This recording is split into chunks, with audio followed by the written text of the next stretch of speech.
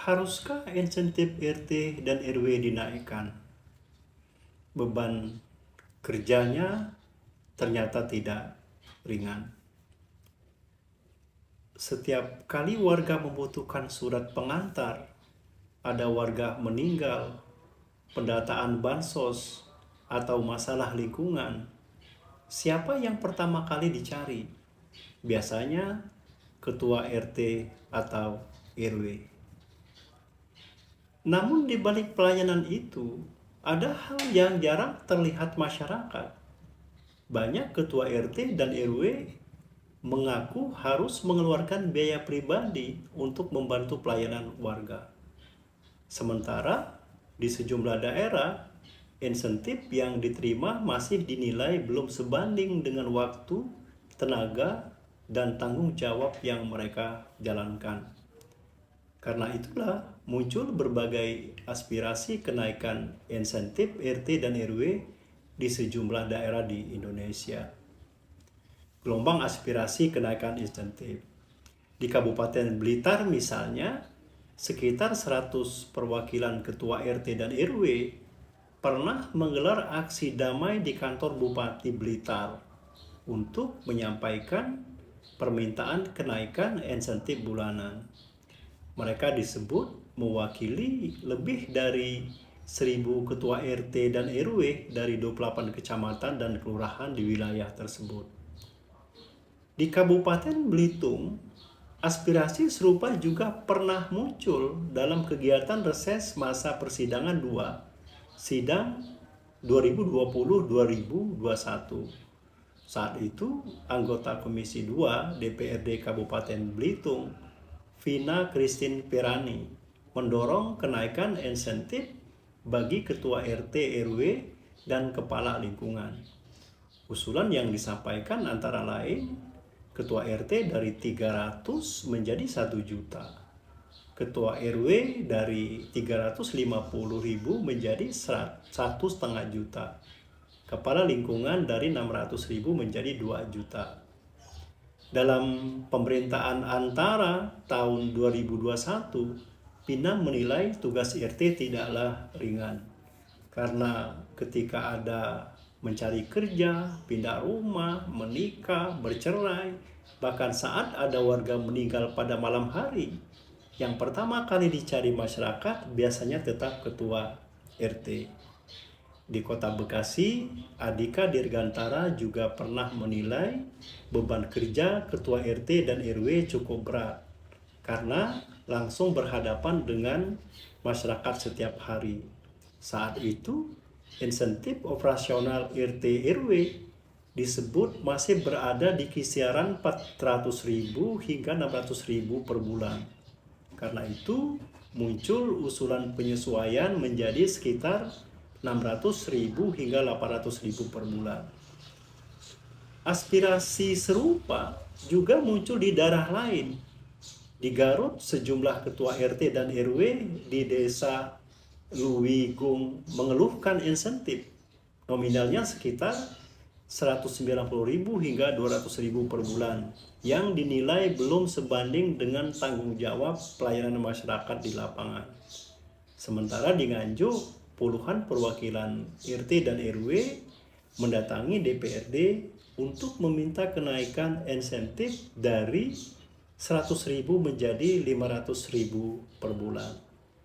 DPRD saat itu menyatakan akan membahas aspirasi tersebut bersama pihak eksekutif daerah.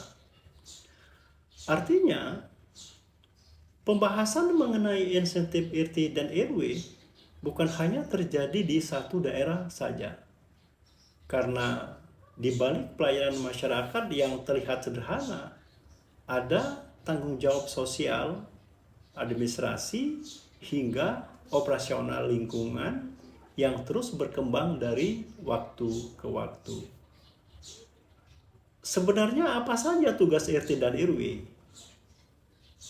Banyak orang mengira tugas RT dan RW hanya membuat surat pengantar. Padahal dalam prakteknya tugas mereka jauh lebih luas.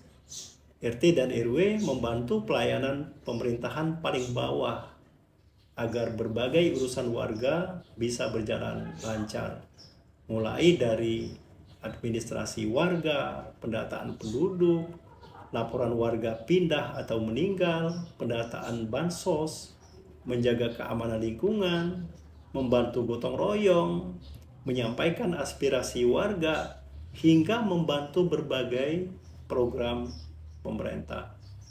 Bahkan dalam bantuan sosial atau bansos, RT dan RW sering menjadi pihak yang paling mengetahui kondisi nyata masyarakat di lingkungannya. Karena itu, mereka juga sering membantu mendata warga miskin, melaporkan warga meninggal, melaporkan warga pindah, membantu verifikasi lapangan, hingga menerima keluhan masyarakat terkait bansos.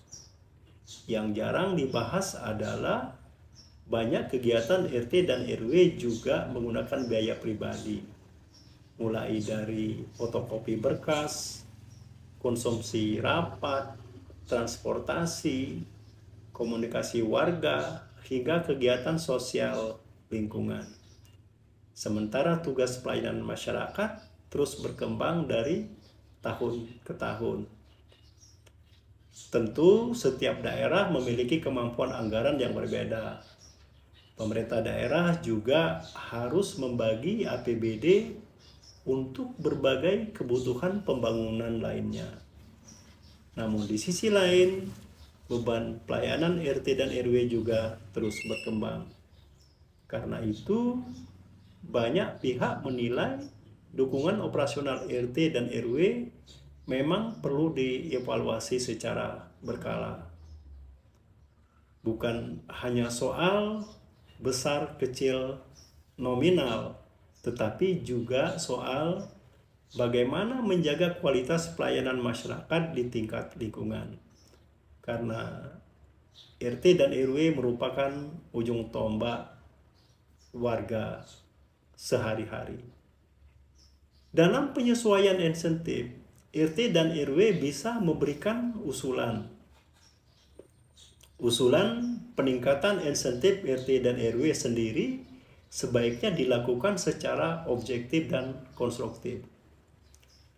Usulan dapat dilakukan melalui forum RT RW, surat usulan resmi, rekomendasi bersama, komunikasi kelurahan dan kecamatan, hingga audiensi dengan DPRD atau pemerintah daerah. Karena pada akhirnya penguatan RT dan RW bukan hanya berkaitan dengan pengurus lingkungan, tetapi juga berkaitan langsung dengan kualitas pelayanan masyarakat. Kalau menurut Anda, apakah insentif RT dan RW saat ini sudah layak dibandingkan dengan tugasnya? Tulis pendapat Anda di kolom komentar dan jangan lupa subscribe.